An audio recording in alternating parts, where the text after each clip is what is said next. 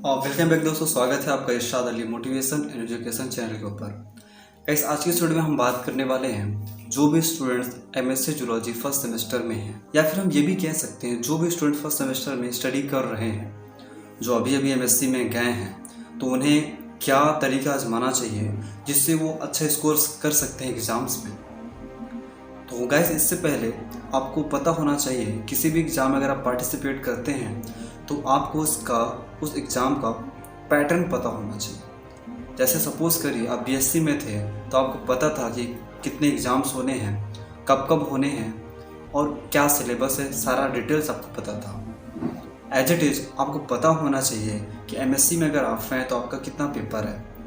अगर आप MSc first semester में हैं, अगर आप जूलॉजी के स्टूडेंट्स हैं, केमिस्ट्री के स्टूडेंट्स हैं, तो गाइस आपका जो पेपर है इसमें टोटल आपके 5 पेपर होते हैं। कितने पेपर? 5 पेपर। अब ये जो 5 पेपर होता है ये कुल मिलाकर के 600 नंबर का होता है। अगर हम बात करें एक स्पेसिफिक यूनिवर्सिटी की, एग्जाम्पल में हम ले लेते हैं संत गहिरा गुरु यूनिवर्सिटी, जो कि अंबिकापुर में है। इस यूनिवर्सिटी से जो भी स्टूडेंट्स पीजी कर रहे हैं, एमएससी कर रहे हैं, तो उनका जो पेपर है 5 है फर्स्ट सेमेस्टर में, ठीक है। और ये जो 5 पेपर है ये आपका सब 100 नंबर का है, यानी 5 पेपर आपके हो गए 500 नंबर की, राइट। अब यहाँ पे 100 नंबर जो आता है आपका, वो आपका हो जाता है प्रैक्टिकल। तो कितने हो गए? 600 नंबर हो गए। बट सबसे इम्पॉर्टेंट चीज़ यहाँ पे ये है, ये जो आपका थ्योरी एग्ज़ाम होता है इसमें, क्योंकि हम 2 भाग में बांटें अगर थ्योरी और प्रैक्टिकल, तो थ्योरी जो एग्ज़ाम होता है वो आपका होता है 70 मार्क्स का, यानी 70 नंबर का। सारा जो पेपर है 70 नंबर का 5 एग्ज़ाम होगा आपका, ठीक है। बट यहाँ पे ऐसा नहीं है कि सारा एग्ज़ाम हो जाएगा, कुछ एग्ज़ाम में प्रैक्टिकल्स नहीं होते हैं। आपका जो पेपर है वो 500 नंबर हुआ है, यानी हर पेपर 100 नंबर का है, और प्रैक्टिकल्स अलग से 100 नंबर का होता है। अब ऐसा नहीं कि 5 सब्जेक्ट में आपके 5 में प्रैक्टिकल्स होंगे, कुछ 2 या 3 प्रैक्टिकल्स होंगे 5 में से। तो वो जो पूरा पेपर है आपका, मान लीजिए 5 पेपर में से 3 में अगर प्रैक्टिकल्स हैं तो 3 प्रैक्टिकल्स जो हैं वो 100 नंबर के हैं, ठीक है। तो प्रैक्टिकल्स के मार्क्स एक तरफ रख लीजिए 100 नंबर, और बाकी जो आपके 5 पेपर हैं 100 नंबर के, तो कुल मिला के 600 नंबर हो गए। अब यहाँ पे जो थ्योरी आपका होता है वो थ्योरी आपका 70 मार्क्स का होता है, 70 मार्क्स का होता है, ठीक है। बच गया हमारा 30 नंबर। ये जो 30 नंबर है, 10 नंबर का हमारा असाइनमेंट रहता है। इसमें असाइनमेंट के लिए आपको टॉपिक मिल जाता है और आपको लिखना पड़ता है असाइनमेंट वाले पेजेस पे, और इंग्लिश में ही आपको लिखना है सारा चीज़। हिंदी में बिल्कुल मत लिखिएगा, इंग्लिश में लिखिएगा। और जो आपने असाइनमेंट तैयार कर लिया है वो आपके टीचर आपको नहीं पढ़ाने वाले, उसे आपको खुद से ही पढ़ना है। यानी कि आपने असाइनमेंट बना लिया, मतलब आपका टॉपिक को प्रिपेयर हो गया, आपका टॉपिक क्लियर हो गया, राइट। नंबर 2 बात करें, 10 मार्क्स का आपका यूनिट टेस्ट होता है। आप एमएससी में इंटर करेंगे, मान लीजिए अगर आपने सितंबर या अगस्त में इंटर किया है, अभी भी एडमिशन लिया है आपने, तो आपका 2 महीना के अंदर, 2 मंथ्स के अंदर आपका यूनिट टेस्ट होगा। मान लीजिए अक्टूबर या नवंबर में हो सकता है, अक्टूबर में डेफिनेटली आपको एग्ज़ाम हो जाएगा यूनिट टेस्ट वाला।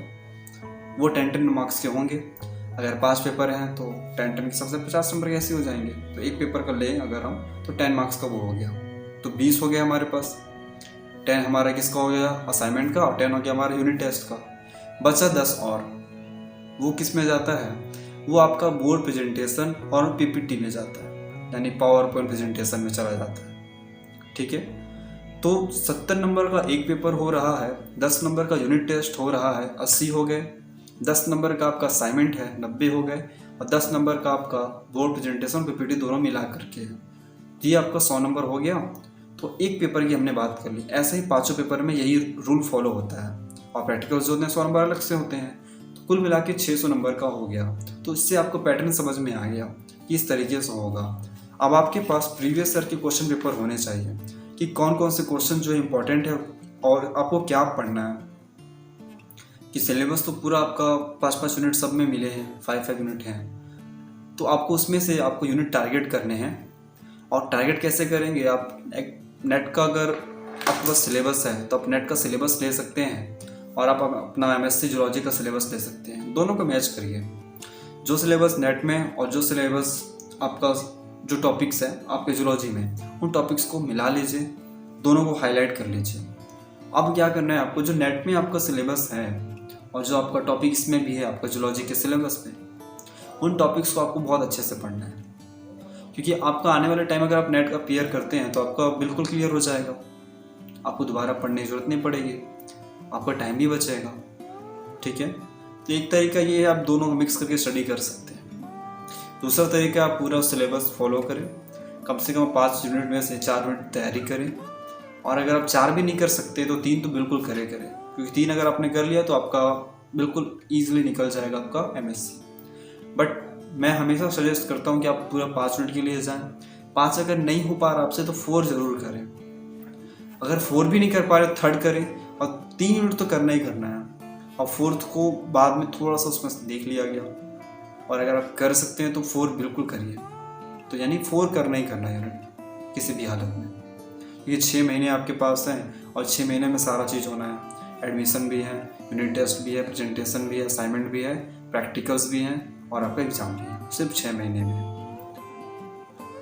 आपको तैयारी कैसे करना है, प्रीवियस ईयर क्वेश्चन पेपर लेने हैं, क्वेश्चन को मिला लेना है, क्या क्या क्वेश्चन आ चुका है, और इसमें रिपीट्स भी होते हैं क्वेश्चन। MSc में रिपीट्स होंगे क्वेश्चन आपके। सपोज लास्ट टाइम अगर कोई क्वेश्चन आया था, सेल साइकिल आया था मान लीजिए, या ऑर्गेनिक इवोल्यूशन आया था, तो इस ईयर भी आ सकता है, ऐसा नहीं है कि उसे स्किप कर देना है, आ सकते हैं, क्वेश्चन रिपीट होते हैं। ठीक है, इस तरीके से आपको स्टडी करनी है, तैयारी करनी है, प्रॉपर नोट्स बनाने हैं कलरफुल तरीके से, और नोट्स ऐसा बनाना है कि आपको बिल्कुल समझ में आ जाए। हिंदी इंग्लिश मिक्स करके आप लिख सकते हैं, और एग्ज़ाम में रही बात लिखने की, तो बिल्कुल आप हिंदी इंग्लिश दोनों मिक्स करके लिखिए। 70% आप इंग्लिश कर लीजिए, 80% इंग्लिश कर लीजिए, 60% इंग्लिश कर लीजिए, और 40-50 से 60% क्या कर लीजिए, आप हिंदी कर लीजिए। ऐसा नहीं है कि आप हिंदी में नहीं लिख सकते हैं, आप हिंदी में भी लिख सकते हैं, बट पूरा हिंदी लिखना थोड़ा सा खुद में लगता है ना कि हम MSc में, थोड़ा खुद में भी लगता है ना कि पूरा हिंदी लिखना, शुद्ध हिंदी लिखना थोड़ा खुद में अच्छा नहीं लगता है। तो ये ट्राई कर सकते हैं आप, अभी फर्स्ट सेमेस्टर में है, अगर इंग्लिश की ट्राई करेंगे तो धीरे धीरे सेकंड सेमेस्टर, थर्ड सेमेस्टर आते आते आपका इंग्लिश भी अच्छा हो जाएगा काफ़ी हद तक, और आप इंग्लिश पे लिखना स्टार्ट कर देंगे, इंग्लिश में डेफिनेशन भी याद करना स्टार्ट कर देंगे, इंग्लिश की आदत लग जाएगी, कहने का मतलब ये है। तो इस तरीके से आपको तैयारी करनी है। इसके अलावा अगर आपको कुछ डाउट्स वगैरह होते हैं तो आप कमेंट करके हमसे पूछ सकते हैं, या कुछ टॉपिक्स में दिक्कत आती है आपको जूलॉजी के, तो आप हमसे पूछ सकते हैं कमेंट करके, हम उस पर्टिकुलर टॉपिक के ऊपर एक वीडियो बना देंगे।